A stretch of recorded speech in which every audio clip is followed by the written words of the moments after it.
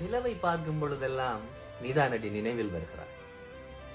ஒவ்வொரு பௌர்ணமியின் போதும் என்னருகில் நீ இருந்து கண் பார்த்து கைகோர்த்து காதல் பேசி நிலாச்சோர் உண்பதுதான் உன் அதிகபட்ச ஆசை என்று சொன்னாயடி. ஒவ்வொரு பௌர்ணமியின் போதும் என்னருகில் நீ இருந்து கண் பார்த்து கைகோர்த்து நிலாச்சோர் உண்பதுதான் உன் அதிகபட்ச ஆசை என்று சொன்னாயடி.